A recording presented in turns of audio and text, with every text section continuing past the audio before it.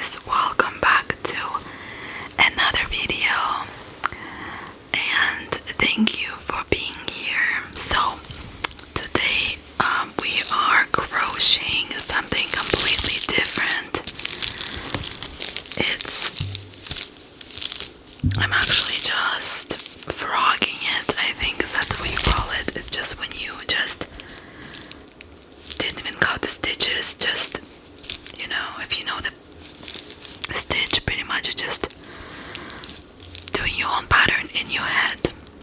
And I actually found the pattern on YouTube for this. So this is a blanket pattern. I'm using these colors. You can use the colors that is in the video. I'm actually not gonna put step-by-step pattern as I usually do in the description because it's gonna take too long. And what I'm gonna do is I'm gonna just link you to the video that I found that gives you step-by-step instructions. So if you are interested in that, click on the link. I really appreciated it because the lady that did this tutorial, she really explained it really well. It's a weird stitch too, so pay close attention to where the other color goes. You have to find a specific hole in here to make it so that it's like, you know, on top of the other yarn. But it's really easier to understand. And I am making this for my husband because he's actually a musician and he asked me to make him a cover for his keyboard. It's like a piano keyboard. It's really long, so I don't even know how long is this. I just measured his keyboard and then I just crocheted up to that, you know, length. So I have no idea how many stitches you're supposed to do. This is just super random. You can follow the pattern to make a blanket like in the video. I think she makes like a baby blanket maybe because it's kind of small.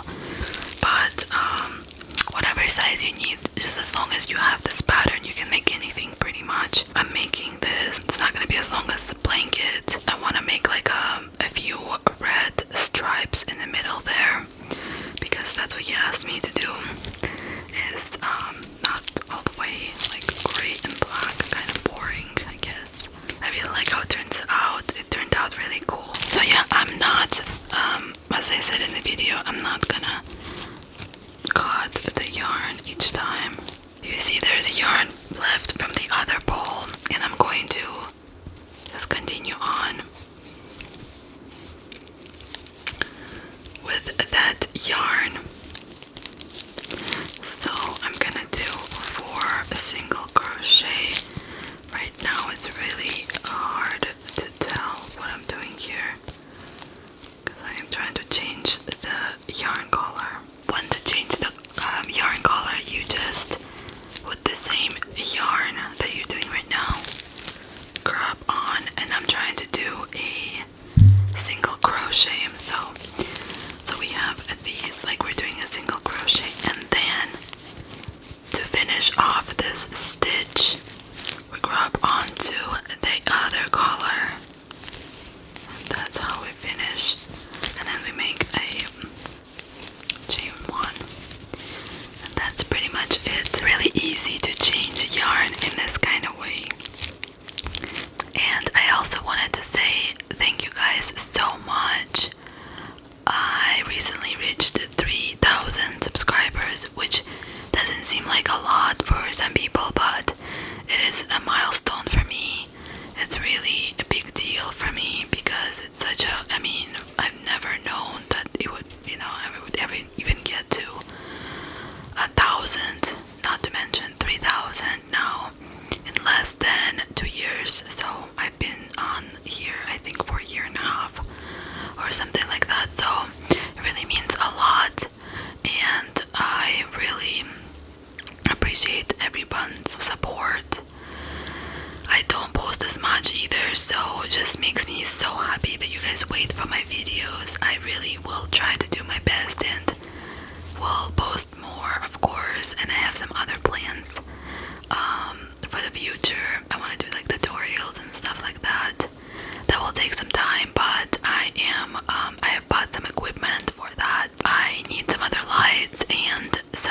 equipment to hold the camera still as well for a tutorial, you know, to show just my hands.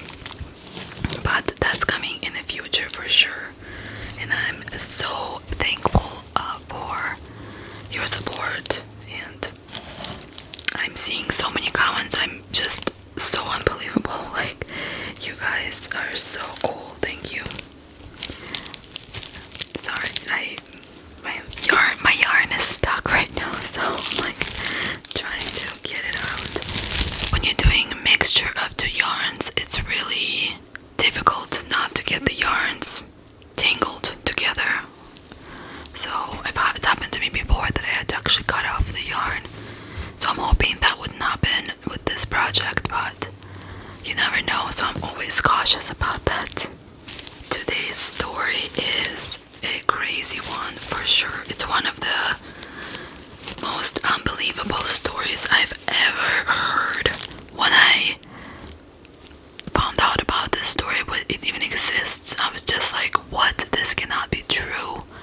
There was so many people that could have prevented this from happening, and nobody did a thing.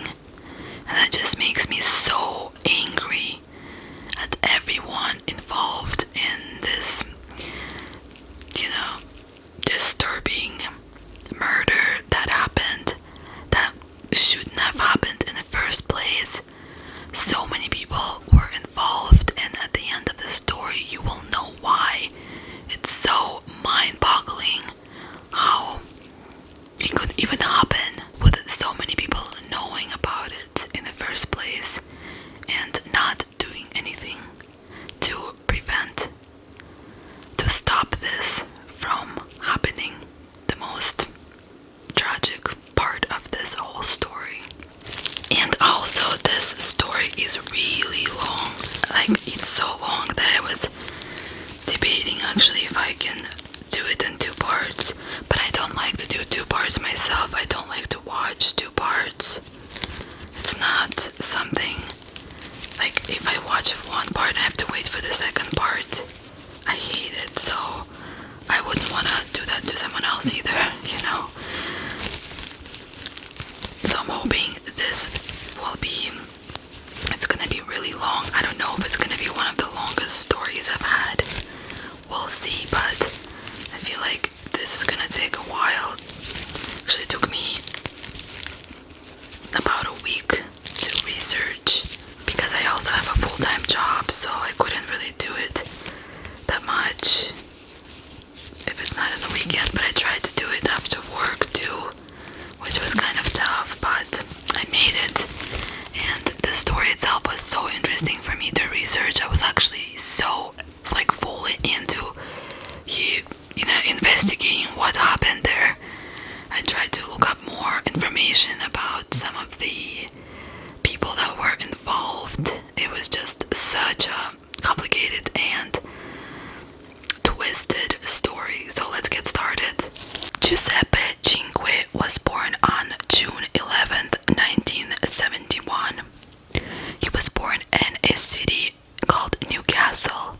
It's a harbour city in Australia's east coast. Newcastle is located about 105 miles from Sydney in Australia. Giuseppe inherited his name from his Italian grandfather, but his friends and family simply called him Joe. His parents, Maria and Nino Cinque, were both Italian immigrants. Joe also had a brother who was 4 years younger than him. The family was a very close-knit Italian family, and parents were very proud of their two boys.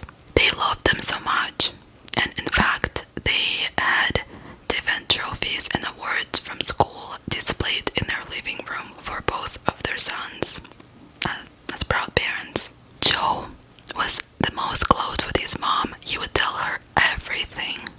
In school, Joe played every single kind of sport that you can imagine. He was playing soccer, cricket, tennis, so he was pretty athletic. Not only that, but Joe was also very popular with the students,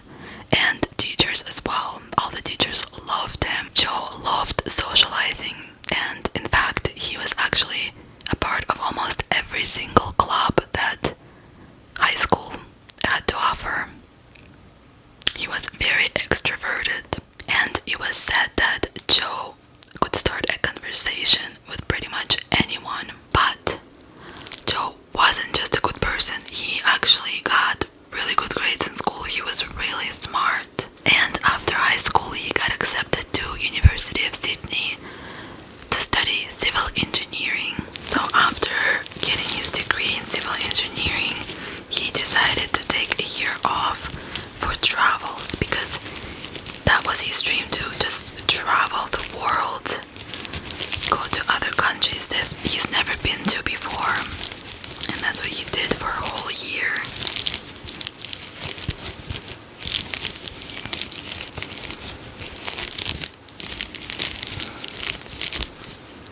So Joe, for a whole year, traveled all over Europe and America. On a side note, after his travels, Joe got a job at the same firm where both his dad and his grandpa was working. This was in 1994, and I suppose because of this, the whole family dynamic was nice because they all got to work together. In 1995, when Joe was only 24 years old, he went out clubbing one night with his friends. And this is where he met 22-year-old Anu Singh. She was also in one of the clubs, and they really liked each other from the start, and they pretty much began dating right away. Anu was born in Punjab, India on September 3rd, 1972, to Indian parents. The whole family later immigrated to Australia in 1973 when Anu was just a baby. Anu's parents both were doctors. They weren't poor, that's for sure.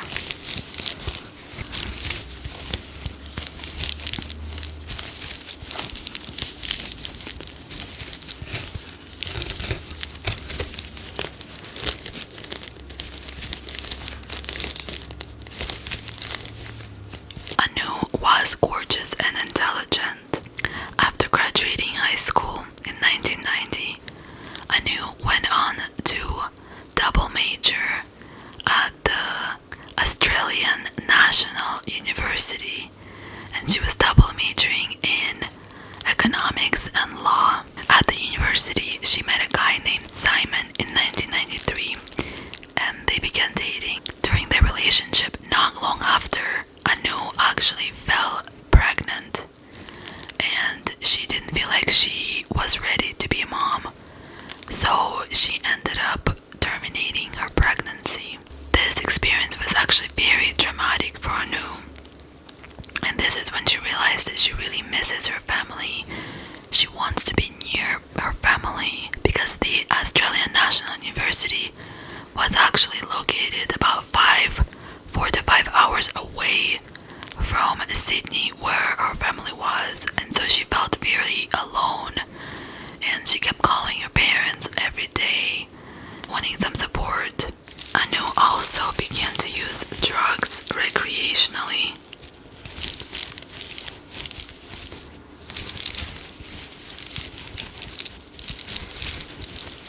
She began to use weed at first, but by 1995, she started using more hardcore drugs like cocaine, ecstasy, acid, and meth.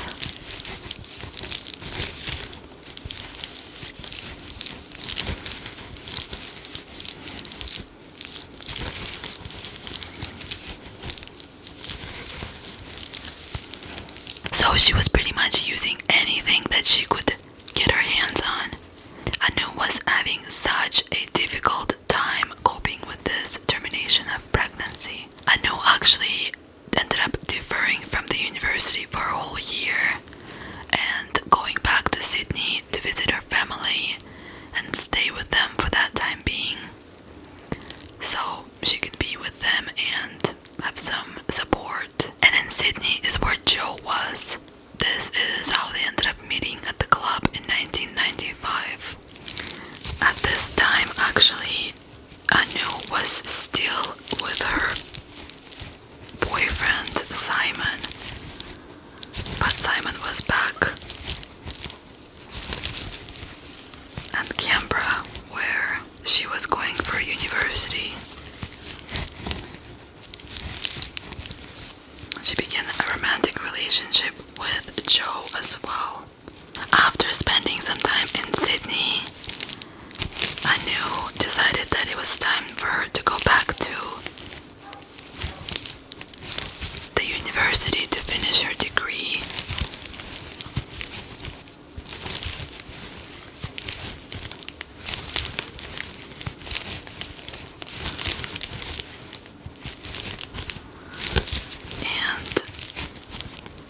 And Joe's relationship became long distance. During this time, Simon actually found out that Anu was cheating on him pretty much. She was dating this other guy, so he ended up breaking it off with her.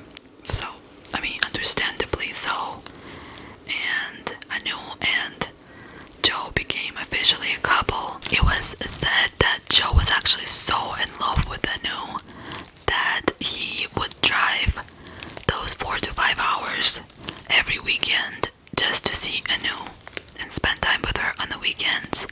And then he would leave early morning on Sunday to make it to work. So he would leave around like 4 in the morning and get to work at 9.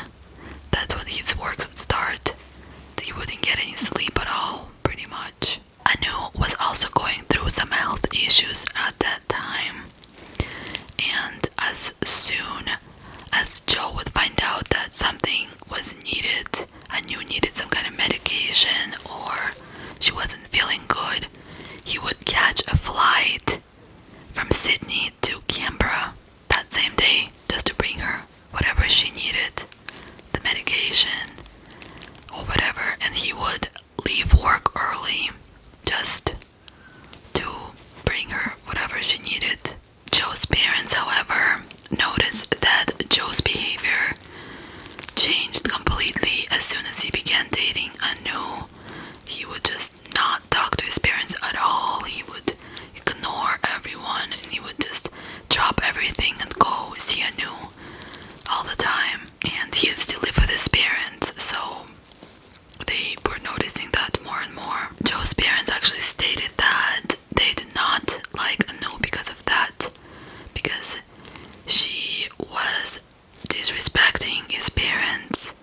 She would talk for him all the time, lead the way pretty much, and was very controlling. Because as you remember, Joe was very extroverted before he met her, and then now he was kind of like in the background and she was leading the conversations. She would be saying everything, not allowing him to say his opinions, and he would just always agree with everything she would say, which was not like him. Also, Joe's family, they had a tradition that they would get together at 6 p.m.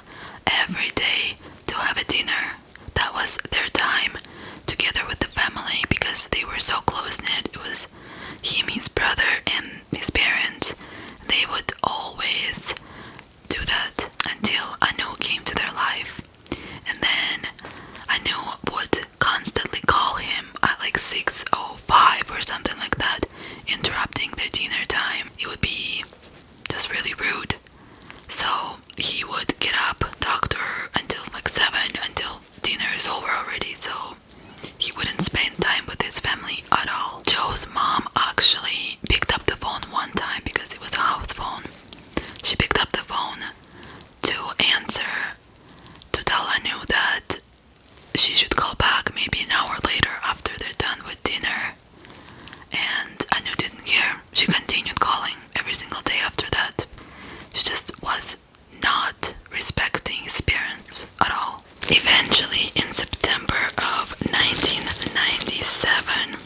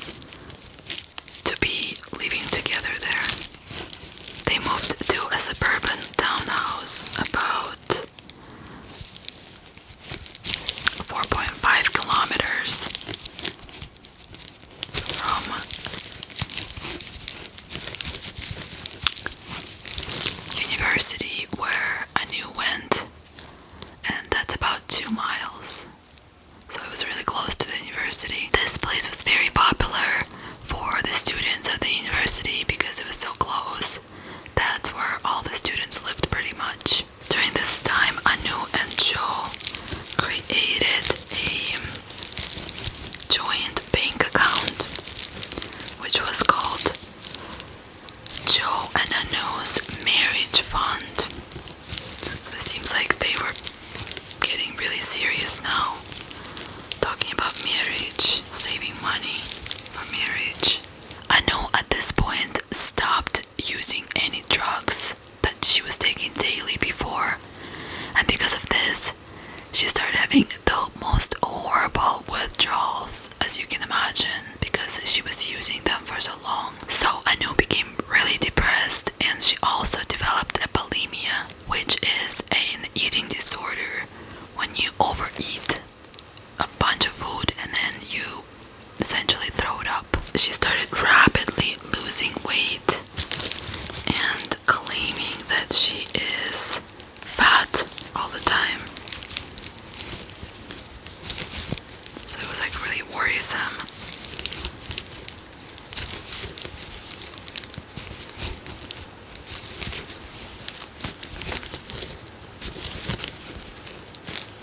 Her parents were extremely concerned at this point. I mean, as you can imagine, they tried to convince her to see a psychiatrist multiple times, but she refused, of course. She even tried to convince her dad to book her for a liposuction because he was a doctor and had connections. But of course that didn't happen. Then she began complaining about other health issues, like her heart flushing, aching legs, back pains, and even claimed that she felt like there was something crawling under her skin. By May 1997, Anu became so fixated on her health, she started thinking that her muscles are gone. Like, she had no muscles and they deteriorated. She actually ended up going to the doctor for this, and the doctor pretty much told her that it's all in her head. She doesn't have any problems physically, and she's making up all these problems. And Anu continued convincing herself that she has all these health issues and nobody's believing her. At one point she even started thinking that she has AIDS, and she began to tell her friends that it's not fair that she has AIDS and Joe doesn't have AIDS. He should also have AIDS because he's probably the one who gave her AIDS. She was telling her friends that she wants to infect Joe with AIDS, and how she was planning to do that is to put some of her infected blood on his toothbrush, and when he brushes his teeth, he's gonna get the AIDS as well. However, before doing that, she went to get tested for AIDS and found out that she actually doesn't have AIDS, so she was relieved. After that, she began convincing herself that it's actually a nervous system issue.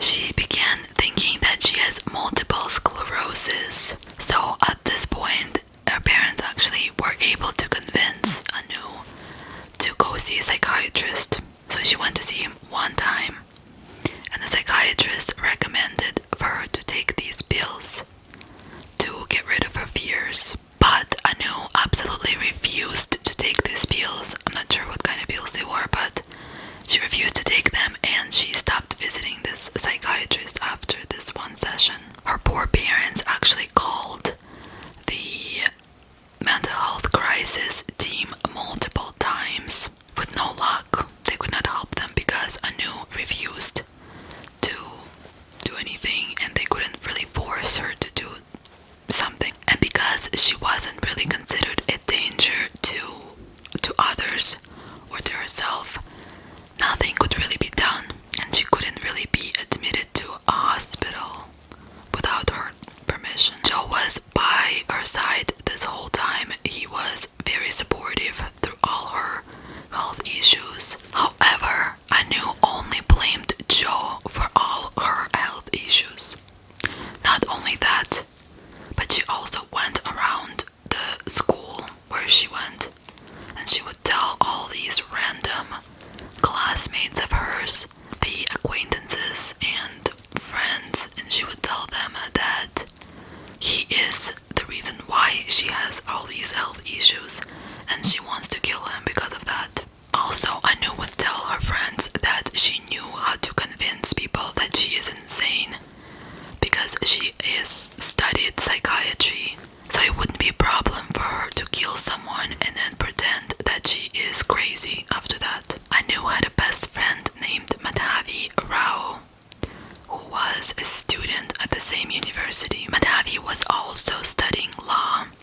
She was very intellectual and she was very smart and very shy. Because Madhavi didn't have any friends besides Anu, everyone would say that she was pretty much Anu's slave.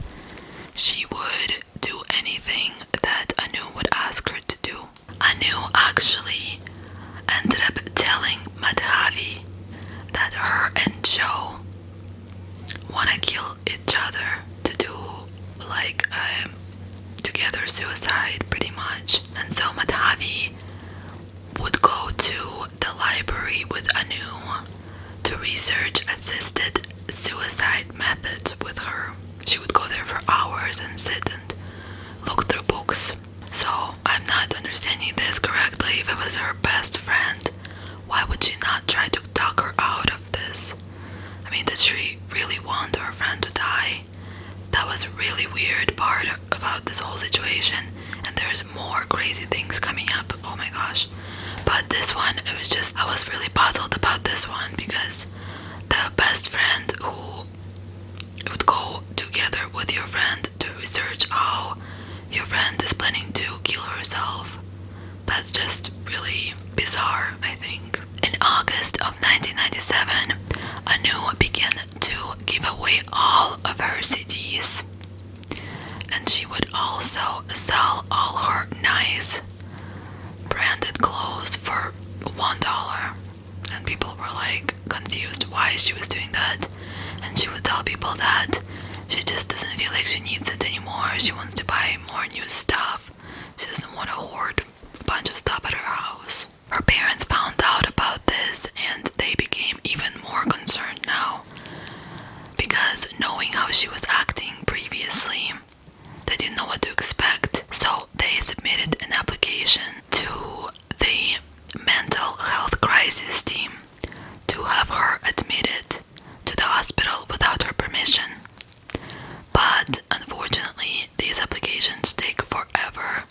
They take time, so they were just pretty much sitting and waiting after they submitted the application. And Anu continued going around her university telling all her friends how she is planning to end her life together with her boyfriend. This is their plan. Meanwhile, Joe had no idea that she was doing this, by the way. And none of these so-called friends, I would say, would even talk her out of it or say something. Maybe to Joe. I just don't understand what kind of friends she was talking to, that they would even encourage her to do this and they would all agree that this is the way to go. It's kind of weird, mind-boggling, I think. She was just telling all her friends that she mostly wants to kill herself because she is tired of living with all these health issues, and she's gonna sedate Joe so he can't stop her from killing herself, pretty much. Or she was gonna murder him first and then kill herself so he doesn't have to live without her. And these are all intelligent law students that she was talking to. Don't forget that. Also, I just can't fathom the fact that they just listened to her telling them that she is planning to do this and did nothing about it. Nobody told Joe about it. And it seems like they all knew that Joe doesn't know about her plan, but still nobody said a single word to Joe for some reason. Then allegedly Anu went to another classmate of hers who was selling all sorts of drugs and guns, and she asked to buy a gun from him. And she went together with Madhavi, her best friend, to this guy's house. And this classmate at first was thinking that she's joking, that she wasn't actually trying to buy a gun, until she contacted him again a few days later. She called him and asking, so what about that gun? Can I buy that gun from you? And Anu did tell this classmate that the gun was so that she can kill herself and her boyfriend. And he didn't think it was weird.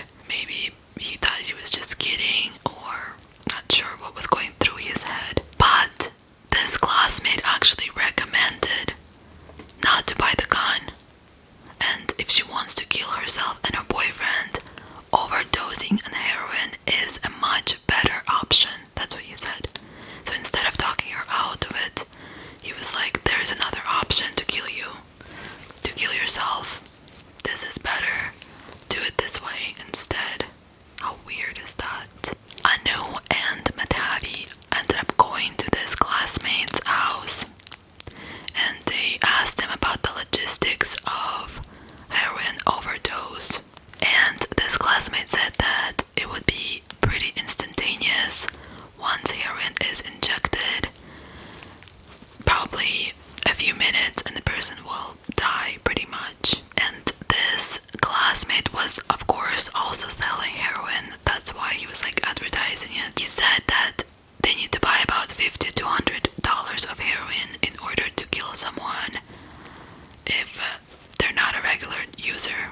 Anu didn't have the money on the spot that day, but she gave him a call a week later and told him, I have the money now.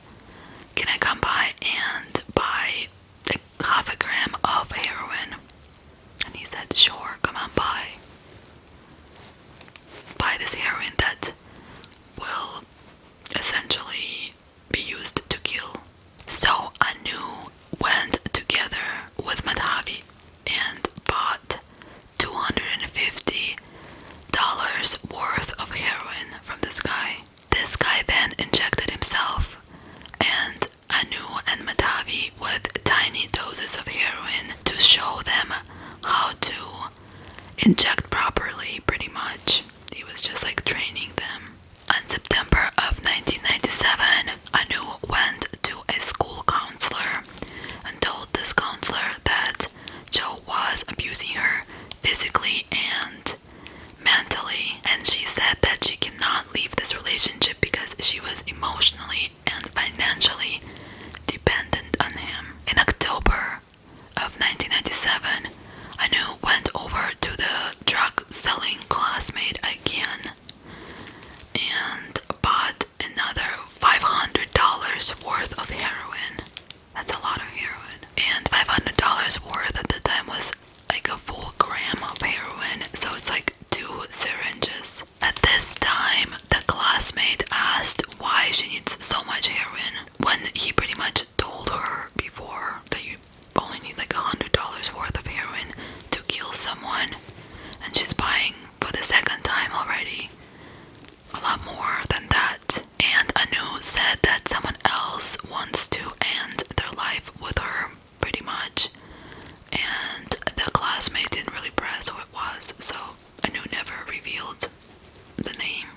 After that, Madhavi got Rifonol pills from some other classmate, and these are another name for roofies on the streets. And this is a very powerful benzodiazepine drug. It's a tranquilizer. On Monday, October 20th of 1997, Anu decided to host a farewell party for her and Joe and invited all their mutual friends and some acquaintances from school. And this farewell party was pretty much to farewell them going to, die. And all the classmates knew that both Joe and Anu were gonna die after this. They never mentioned anything to Joe, and I believe Anu told them not to say anything to Joe, but that's just such a bizarre circumstance to be in, to be at a party willingly to come there, knowing that this girl is about to kill them both, and not saying a word to the guy who has no idea. It is believed that most people that showed up to this party, they didn't really think that Anu was actually gonna go with that, because she had this kind of reputation in school. She would cause drama all the time, like wanting to fight with people all the time. So they didn't really pay much attention to that. They thought it was just a regular party.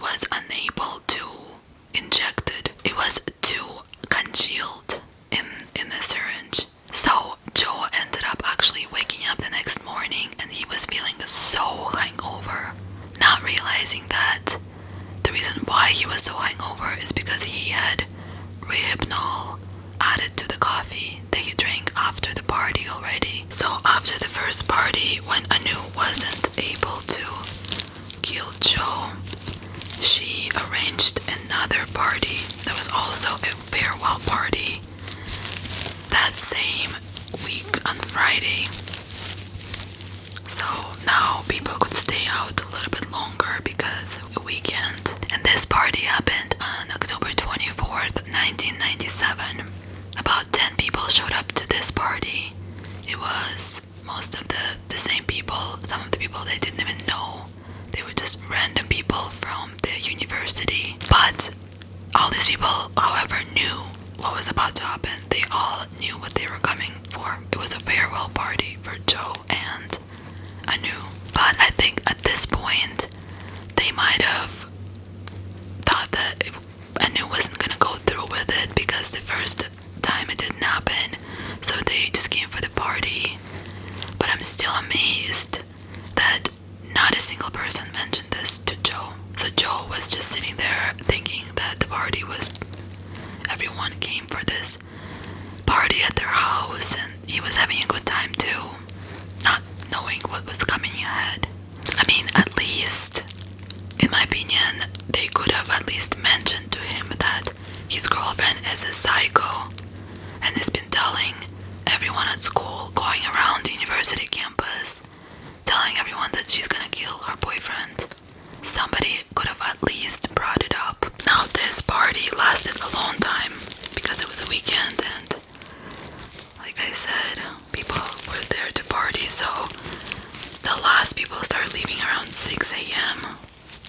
Madhavi was actually the last person that left the party, and when she got home, she lived with a roommate, and she told this roommate that she lived with that she helped Anu inject Joe with heroin because Anu wanted to kill him. But she was so happy because she said, oh, by the way, he actually didn't die after we injected him with it, so that's great. It's not meant for him to die yet, you know. She was kind of bragging about it to her roommate. Madhavi told her roommate that the reason why Anu wanted to kill Joe is because she is upset with him that he is the reason why she has all these medical issues. So Madhavi told all this to her roommate, and the roommate didn't tell her to call police or anything. The roommate was just like, oh, okay, that's great. Well, that's great that this guy's, survived after you injected him with heroin, but didn't tell her to call police maybe. One party guest actually did tell Anu that she will tell Joe that she was trying to kill him. She said, I know everything, and that's not right, so once he wakes up, I'm gonna tell him everything. But Anu said that she wasn't planning to kill Joe, no way. She was just gonna sedate him and kill herself. She just gave him some Rohypnol pills so he doesn't notice. It doesn't stop her from killing herself, but she wasn't planning to kill Joe. That wasn't her goal. And so the girl didn't do anything about it. And Anu said that she will tell Joe everything herself, so don't worry about it. I will tell everything when he wakes up. And Joe did end up waking up at 10:30 on that Saturday, 10:30 p.m. And of course, he was feeling very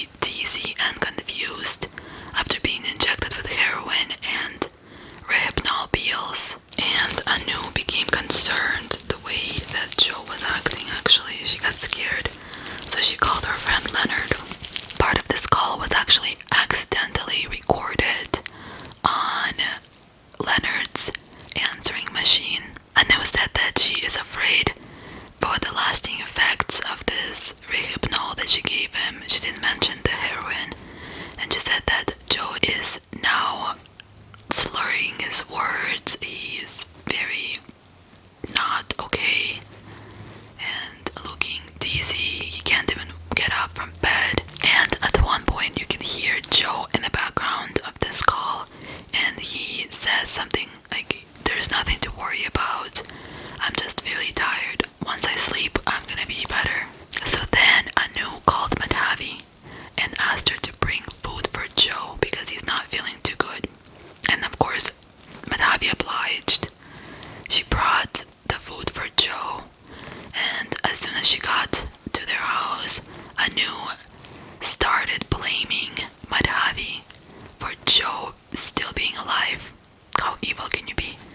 So instead of being, "Oh yeah, we didn't kill him," she was like, "It's your fault that he's still alive because you're the one that injected him last time and you didn't inject it the right way.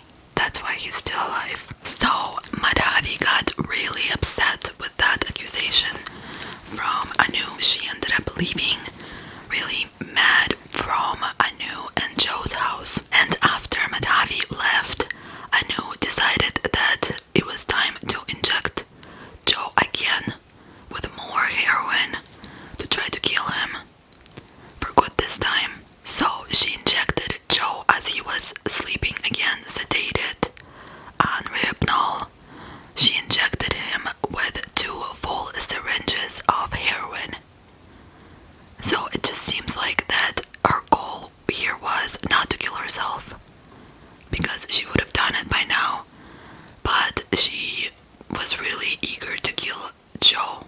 At around 8 a.m. on Sunday, the 26th of October, Anu got really scared because she saw Joe struggling to breathe. He had some kind of black stuff coming out of his mouth, and he was just not doing so well. She asked Madhavi to come over, and Madhavi came over. She saw that Joe is laying in bed.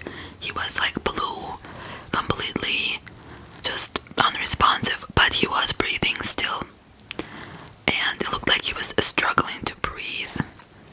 This is when they got into an argument with Anu again, Madhavi and Anu. I'm not sure about what, but Madhavi ended up leaving. Before she left, Anu asked to borrow $250 from Madhavi, and Madhavi gave her that money, and then she left. She like stormed out of the house. She was mad about something, and with this money, Anu went to the classmate again, and Anu decided that she needed Madhavi's help to inject Joe once again. So she picked up Madhavi again from her house, brought her to their house. Madhavi just couldn't handle seeing Joe in that kind of situation, so she ended up leaving, and she walked from Joe and Anu's house to their mutual friend Leonard's house. So she is at Leonard's house, and Madhavi told Leonard that Anu is trying to kill Joe now because she found out that he is gonna leave her. He's planning to leave her and move out from their house. And she didn't want that to happen. So instead of separating like normal people, she would rather kill him. After finding this out, this is when Anu decided to inject Joe with 2 more doses of heroin for him to die. And at around noon on the same day, Anu decided to call the friend that sold her the Rohypnol, and she told this friend that after he took the Rohypnol, a few pills of that, he became unconscious, and now he's just laying there looking blue. His lips are blue and he's just shivering. She doesn't know what to do. She did not mention to this friend that they mixed it with heroin as well. She also said she was really scared, and he is breathing like 1 breath every 10 seconds.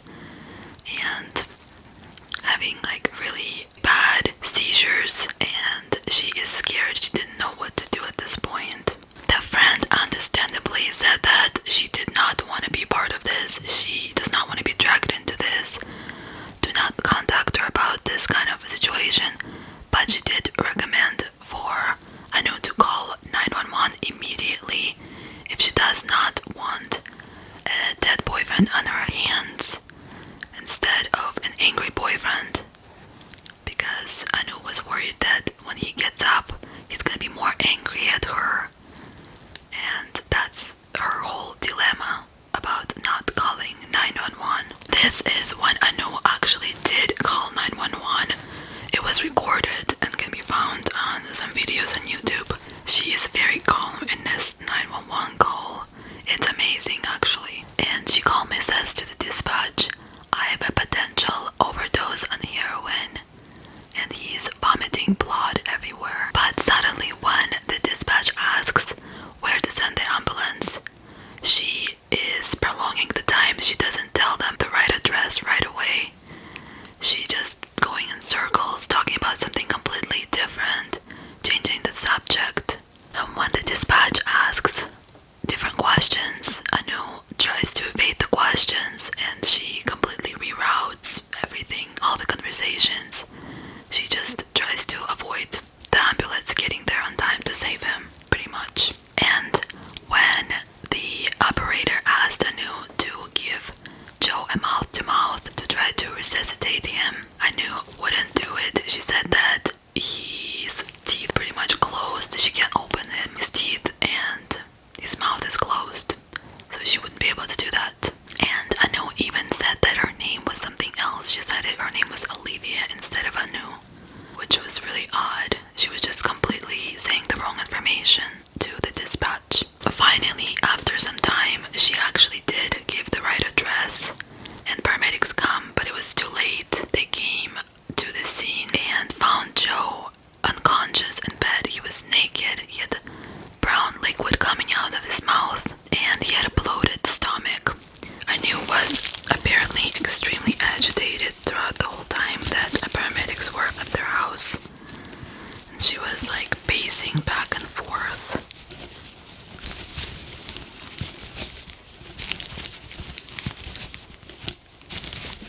Kind of nervous.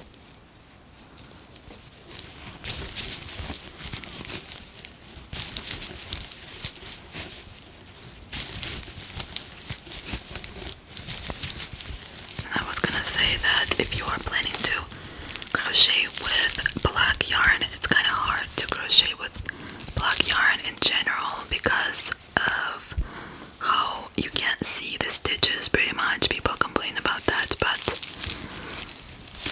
this yarn actually has some glitter in it, so it's very nice. I like that you can actually see the stitches because of that, because of the glitter. So just a hack, I guess. Get yarn that's not fully black. That's what I would do. She actually confessed to paramedics that she gave Joe 4 tablets of Rohypnol to sedate him, and she injected him with multiple doses of heroin. The paramedics were in shock what they were hearing, and she stated that the reason why she did that is for Joe not to see her and her own life. Even though paramedics tried their best, Joe unfortunately died that day.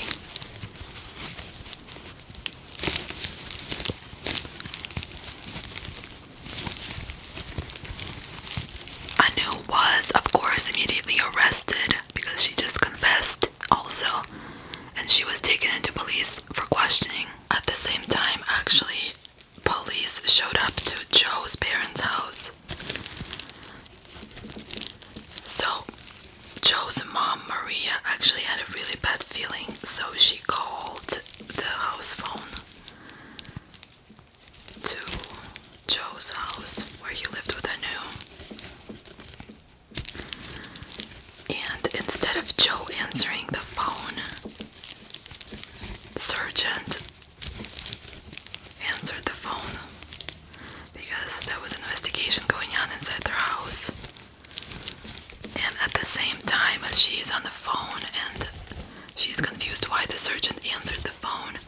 She gets a knock on her door, and she opened the door, and it was the police. Can you imagine? I would feel so uneasy because it's like something must have happened to my son, or, you know, because she was calling him and police answered. That's never a good sign, by the way, when police answers instead of whoever you're trying to get a hold of. The mom, of course, she was in shock, and she was like, what is this about? Why there's police in my house? And as soon as the police officer told her that it's about her son, Maria said right away, she was like, she killed him, didn't she? That bitch killed him. That's what she said. She was so angry and devastated.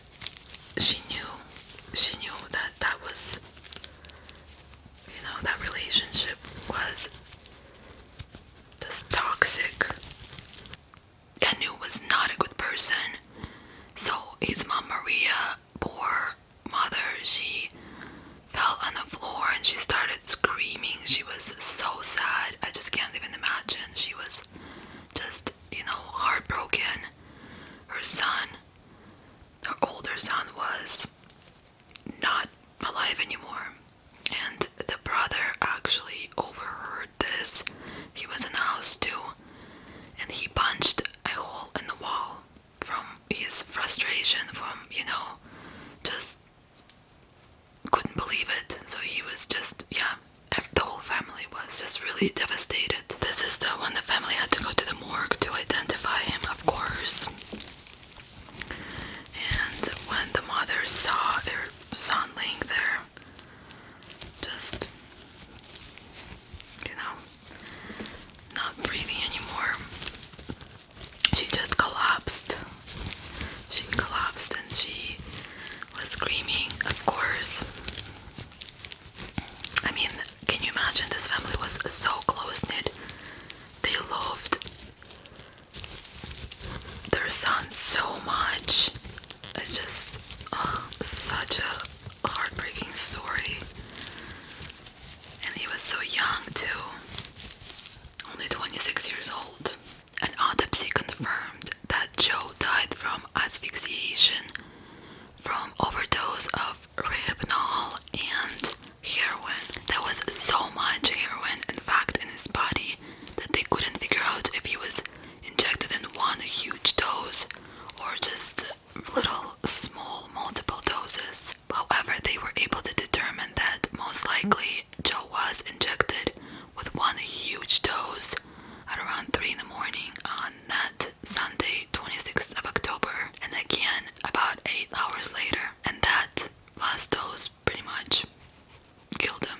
Law enforcement also found Joe's planner, in which he wrote, "Get ready to move," on October 27th, which was a Monday after his death. But Javi was also arrested and charged with attempted murder,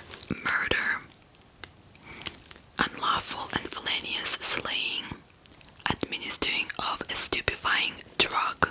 Madhavi was put to jail with $100,000 bail, and her parents actually bailed her out on the condition that she must remain under their supervision at their Sydney home. Initially, Madhavi and Anu were going to be tried together, and their trial began on October 6th, 1998.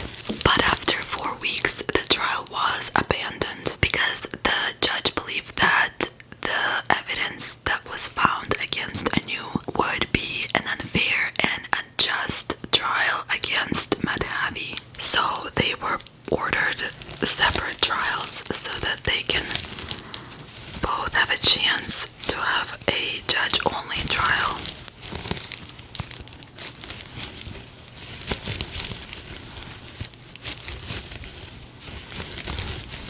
Anu's trial began on March 22nd, 1999, and she, of course, pled not guilty by reasons of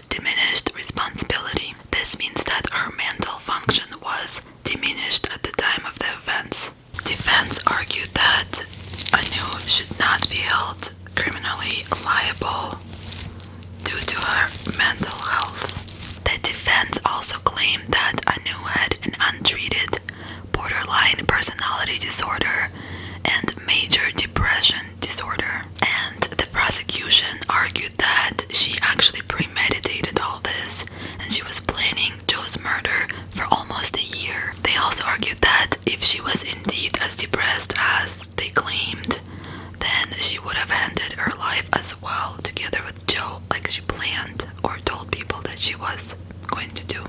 And the prosecution pieced together the diary that she tore apart, and they presented it as evidence showing that she was actually rational in her diary. She knew what she was talking about. According to her diary, she was capable of having normal relationships, and she planned Joe's murder for a very long time.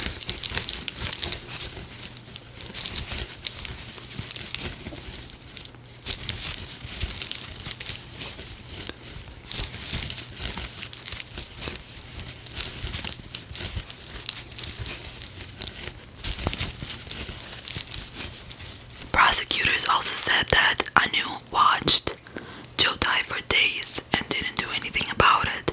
She watched him suffer, and instead of helping him, she would inject him with more heroin. And when she did call the ambulance, she was very evasive, avoiding telling them where the address is and just talking in circles pretty much.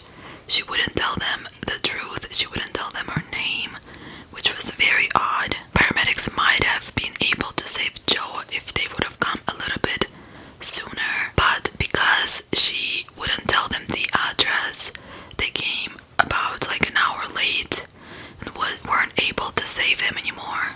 Also, there were a lot of witnesses from the party at this trial. These people said that Anu was open about her intentions, and the party's purpose was to kill her and Joe. So it was a farewell party for both of them. When these people were asked why no one did anything about this, there was no satisfactory answer pretty much. Nobody knows why they didn't stop this from happening. Everyone came to this party to celebrate a murder pretty much. Also, it was noted that not a single person from these witnesses shed a tear for Joe, including Anu. One of the biggest and strongest pieces of evidence was that Anu would tell her friends that it wouldn't be hard to convince people that she is crazy, because she had a really strong knowledge of psychiatry. Clearly, it was intentional because she planned it out, talked about it to people. I mean, everyone knew that she was trying to kill Joe.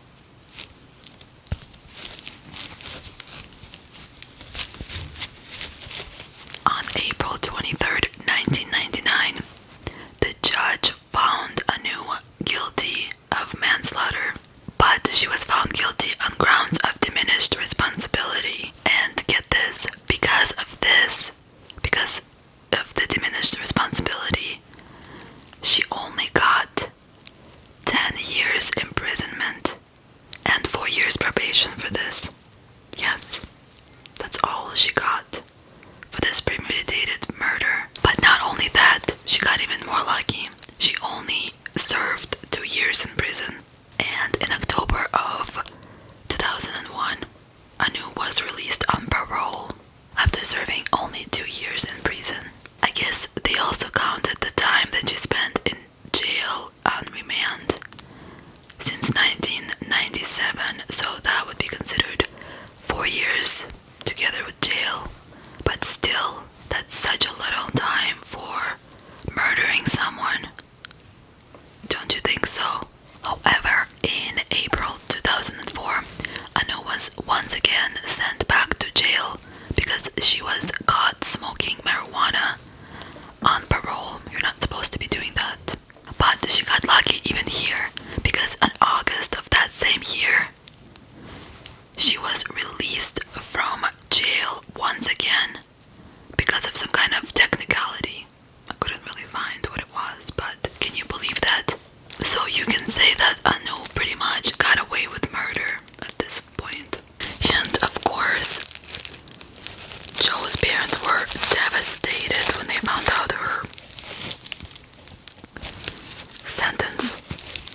Not only did they lose their son, their beloved son, but now the killer is just walking around freely and only got such a little short time in prison. Madhavi's trial began in December of 1999 and she pled not guilty. And Madhavi's defense argued that when she got to Anu and Joe's house that morning of Sunday, October 26th, 1997, she saw Joe laying in bed there, and this is when she realized that she wants nothing to do with this anymore. And apparently this phrase, when she said that, "I want nothing to do with it," stopped her duty of care for Joe. So she wasn't responsible anymore for the murder of him, pretty much. And guess what? Madhavi actually was found not guilty and did not serve any time at all. The reason for that is also because they couldn't really find any evidence against Anu to prove that she did help with the murder of Joe, because the only evidence they had were word of mouth, pretty much.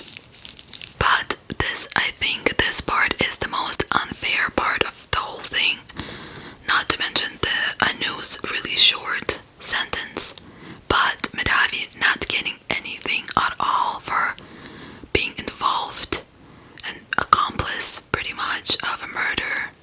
She went to even as far as getting heroin injected into her to test it out together with Anu. Then she got the pills for Anu as well, and she knew all along what that was for. She could have told Joe. She could have told Joe's parents, Joe's friends, because she knew that Joe had no idea, and yet she did nothing about it. So she, I think, should be one of the people that is responsible 100%, I think. And now she got to walk away completely free. The parents of Joe were so unhappy about this decision, and rightfully so. While Anu was imprisoned, she worked at the library, tutoring there at the Silver Water Correctional Complex. And she worked there tutoring different inmates. I'm not sure what she was tutoring. And guess what? While she was incarcerated for the 2 years, when she was in prison, she received her master's degree while in prison. She got a degree in criminology from University of Sydney. Can you believe that? And she was actually allowed to leave the prison to get this degree. So she would go to the campus and come back, kind of like work release in a way. So I can't believe it. Maybe she got some kind of connections there. It's just weird that she was able to get away with murder and not even serve while she was in prison. She was leaving the prison and studying at that time too. And in 2009, Anu was awarded a doctorate degree from the University of Sydney, their law faculty.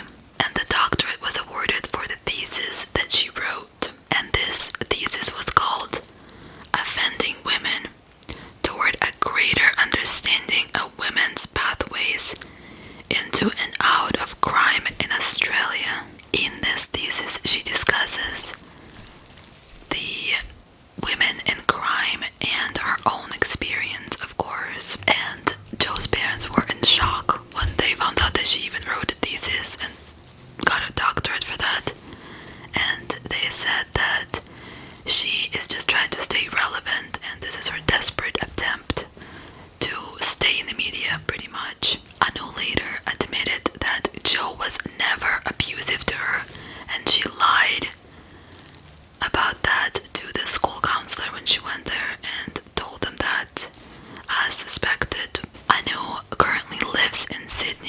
Australia and has been in a relationship with her boyfriend, a long time boyfriend of like 19 years, I think they've been together. And they actually met while they were both on parole. Madhavi moved to the United States, changed her name, and got married. Right now she lives in the United States and has children, so good for her, I guess. Joe and Anu's house, the townhouse where they lived, was eventually demolished and new houses were built there. In 2017, Anu appeared on the television and made a public apology to Joe's family, pretty much. But Joe's family, his parents, they rejected her apology. They called her the devil, that she took away the most precious thing that they had in their lives, their son, their firstborn son. So I guess you can say that in this situation, no one really got any justice. Joe never got justice for his unfortunate life, got short so young. I can't believe that. And all these people that would show up to the party, not once but twice, didn't say anything to Joe. It could have been prevented. Just extremely disgusting. And very long story, but it's very just so twisted, and I feel so devastated for the family of Joe. Very sad. You know, can't even imagine to go through something like that, but